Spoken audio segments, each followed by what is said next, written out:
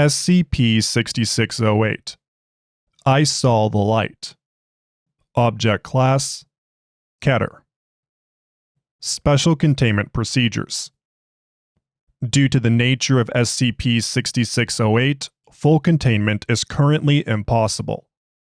Foundation agents within police agencies, occult circles, online anomalous entity discussion forums, astronomy communities, and creepy image social media groups are constantly monitoring for any reported sightings of SCP-6608. Foundation AI, Starburst AIC, is to monitor all communication channels for reports of spontaneous human combustion, which must be investigated to confirm if the individual had recently shown an interest in astronomy or astrophotography, or had recently spent time stargazing. Description: SCP-6608 is a cognitohazardous visual hallucination that primarily affects those who have a notable interest in astrophotography or astronomy. The hallucination appears to manifest in the form of a hexapedal entity covered in an unidentified black fur-like substance. It possesses 7 luminous eyes on what is presumed to be the head, 5 on the face, and an additional 2 on stalk-like appendages protruding from the head. Discovery: on June 29, 2018, SCP-6608 was discovered by Foundation agents present in medical facilities in San Francisco, California, after 24-year-old Maria Valero was checked into the hospital by her housemates, Kayla Stephenson and Tanya Pierce. She was admitted for severe burns on her hands and forearms, as well as signs of minor psychosis, including repeatedly speaking about dreams involving stars, space, and darkness.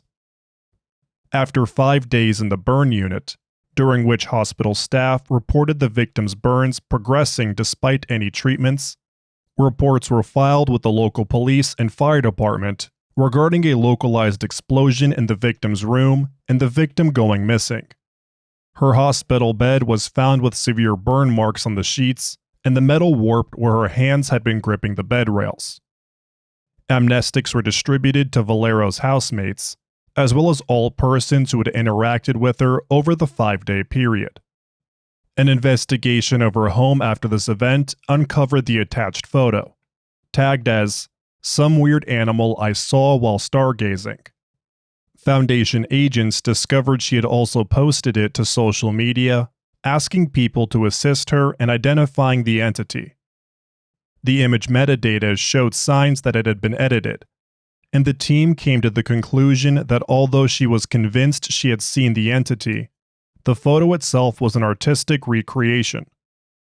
The photo was removed and credited as the results of Valero's photo editing practice.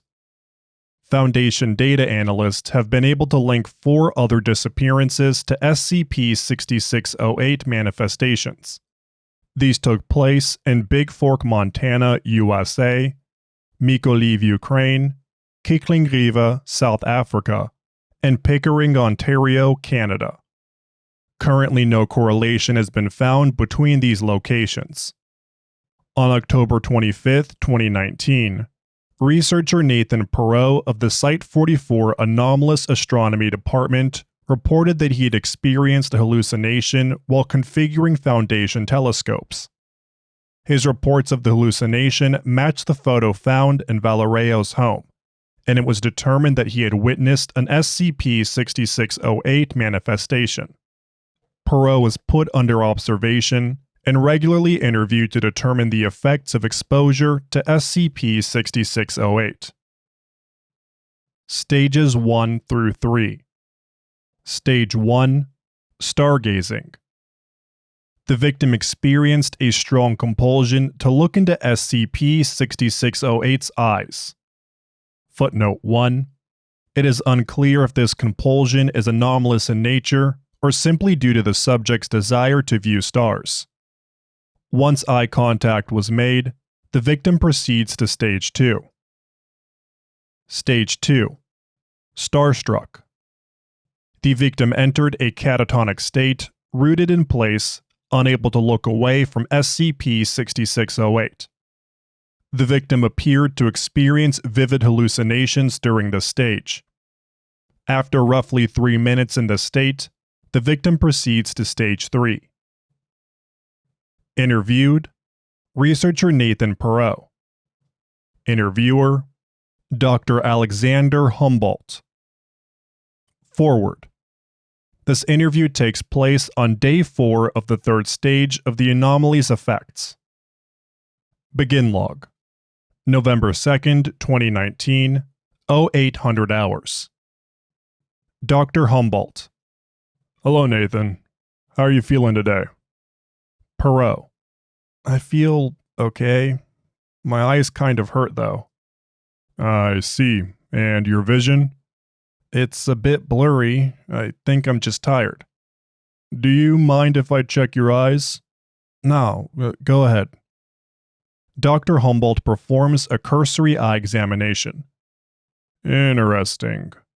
Along with your blurred vision, your eyes are noticeably red and appear to be twitching rather erratically. This may not be good. Not good? How not good are we talking? I'm not an ophthalmologist, but the symptoms don't look promising. We can send you to an on-site specialist to confirm it after the interview is over. For now, I need to ask you a few questions about your encounter with SCP-6608 on October 25th, 2019 at 18:22 hours. Do you recall the details of this encounter? Yeah, I was outside an astral anomaly watch, just making some adjustments to the short-range telescope array. It was pretty overcast, so I figured I wouldn't get much of a chance to see anything. Boy, was I wrong. And then the stars came. It appeared. It was beautiful. It wanted me to look into its eyes, and I looked, and it showed me. What did you see? The stars, Alex. All of them.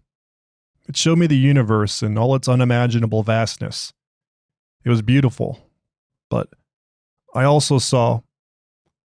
Perot pauses and appears to stare into the middle distance for several seconds.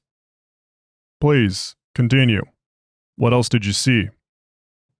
I saw the darkness between the stars. The holes in the universe where the stars used to be.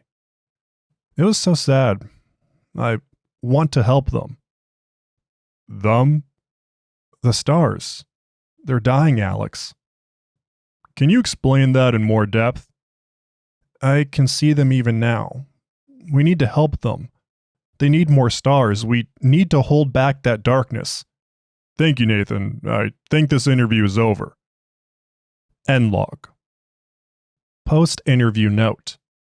The post-interview exam with an on-site ophthalmologist confirmed that Perot was suffering from the onset of photokeratitis.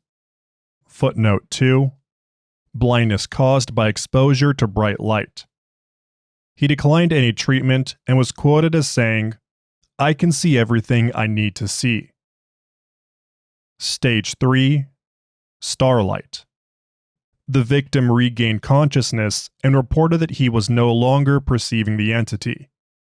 Over the next 9 days, the victim suffered from the onset of photokeratitis and had gone completely blind after 13 days. Within 48 hours of complete blindness, the victim's eyes began to emit a faint light at all times, and the victim proceeded to Stage 4. Stage 4. Interviewed: Researcher Nathan Perot.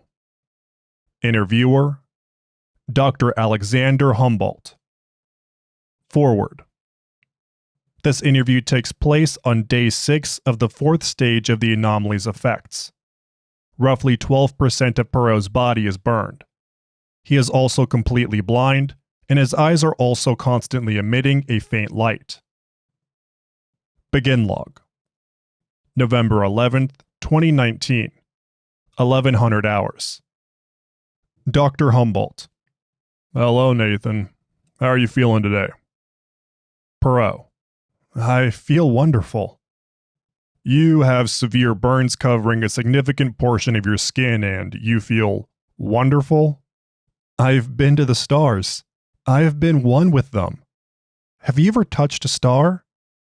Nathan, you and I both know that the heat of even approaching a star is more than enough to cause great physical harm to a human body.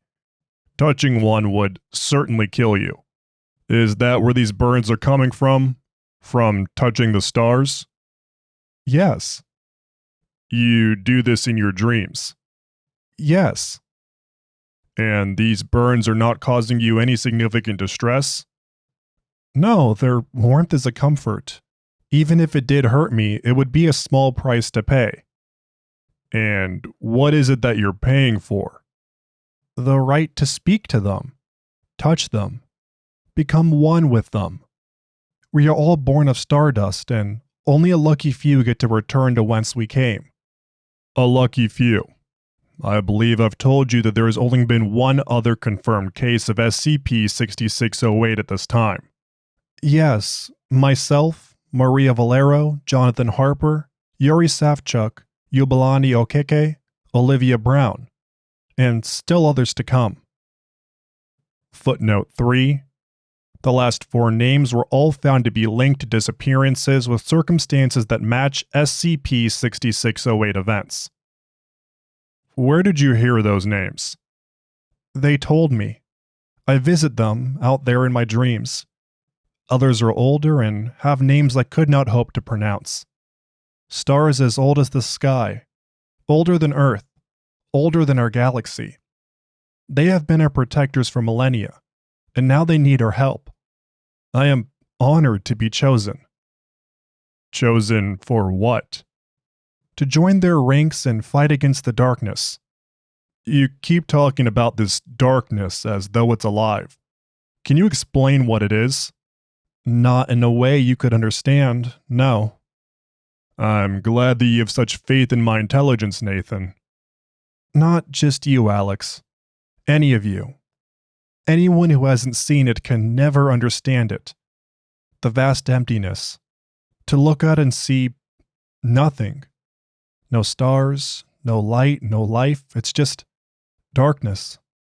Cold, infinite darkness. But it's alive. Intelligent.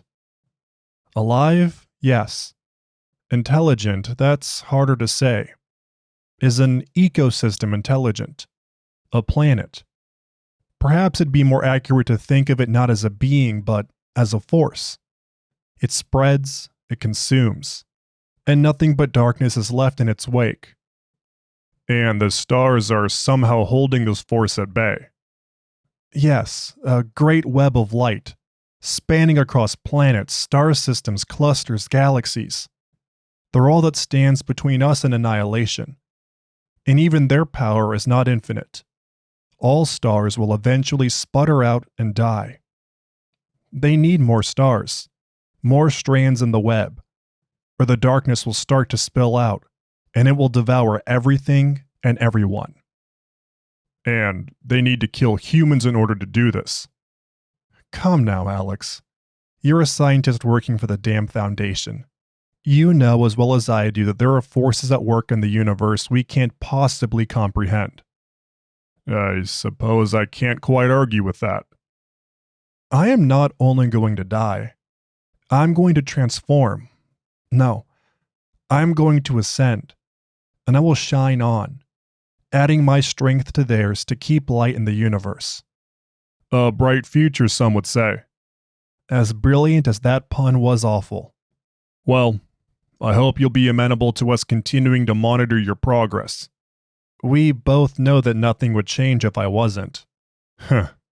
Ain't that the truth? End log. Stage 4. Starbright. The victim began to experience unusually vivid dreams, invariably involving him approaching, conversing with, touching, and being consumed by stars. Second and third degree burns appeared on the victim's body when he experienced these dreams, but he did not appear to experience the pain response that these burns would normally cause. The victim also began to suffer psychologically, claiming that his vision had returned, as well as other impossible events. When roughly 90% of the victim's skin was burned, he proceeded to Stage 5. Stage 5. Interviewed: researcher Nathan Perot.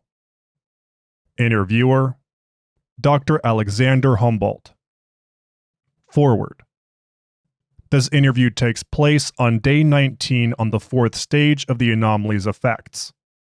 Roughly 91% of Perot's body is burned. He is completely blind, and his eyes are also constantly emitting a faint light. Begin log.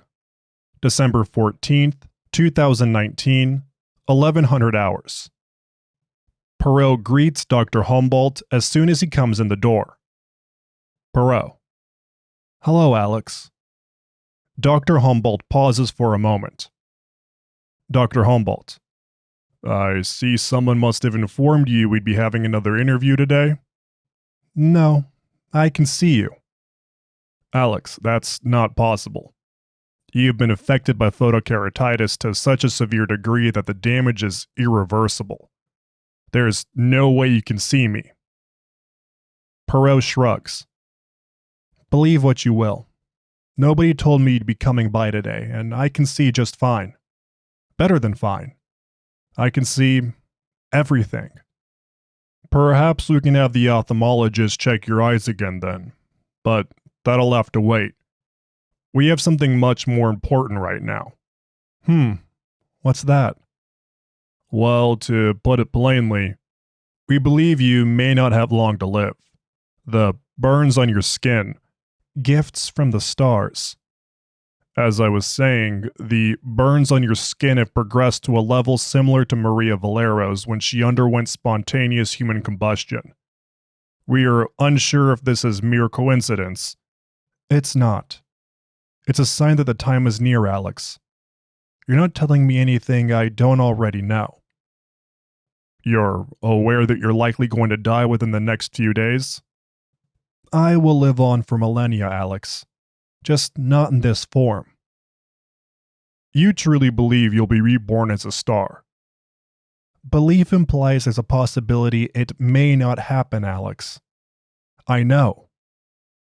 Well, if what you say is true, then I guess... Thank you. For being willing to do this for them. For us. Perot smiles.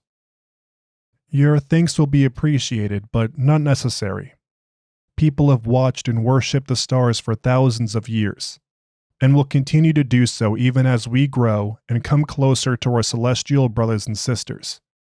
Even if not in name, I will be seen. I will be remembered.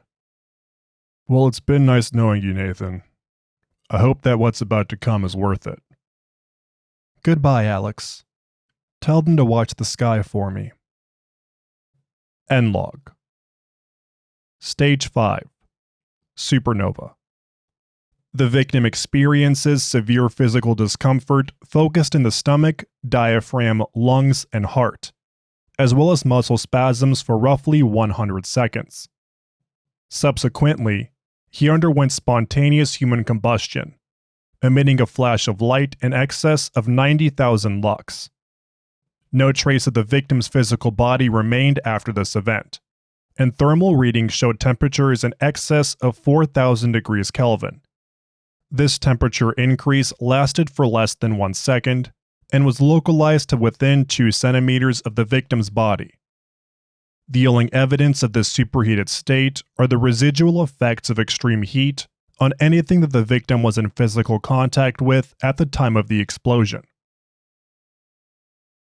The following file is Level 4 6608 classified. Stage 6. A star is born. Foundation personnel stationed within various space programs and astronomy groups have confirmed the appearance of a total of 8 new stars within the last 10 years. These stars have appeared suddenly and outside any of the normal conditions necessary for a star to form. In addition, the stars appeared as though they had always been there, considering it would normally take several thousand years for the light of these stars to reach Earth, Footnote 4. The nearest star to appear was past VY Canis Majoris, which is approximately 4,900 light-years from Earth. Comparing the timetables of these stars' appearances and the Stage 5 events of the known victims of SCP-6608 has led to the conclusion that the effects of SCP-6608 are turning human beings into stars. On December 14, 2019, Perot's Stage 4 burns had covered 92% of his body. At 14:38 hours, he complained of the onset of Stage 5 symptoms, and after 103 seconds, underwent spontaneous combustion, accompanied by a flash of light reading 92,000 lux and a temperature reading as high as 4,071 degrees Kelvin. At 15:52 hours, Foundation astronomers reported the presence of a new star in the sky. Addendum. On December 21, 2019, a series of radio signals were intercepted from deep space.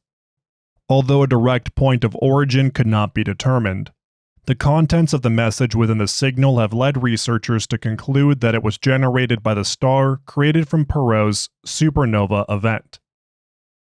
It's done. I am finally home with the other stars. I did not suffer. I was not made to do this against my will. I chose this, and I am happy. The Foundation says that you die in the dark so others can live in the light. We stars are not so different. Our deaths make the light to hold back the darkness. We are stars. We are light. We are life. And we shine on brilliant and brave throughout the universe.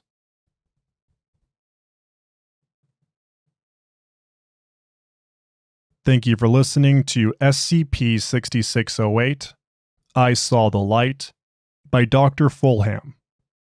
If you enjoyed this SCP, please like and subscribe, and follow the link in the description to the SCP Wiki, and vote up the article to support the author and the SCP Wiki as a whole.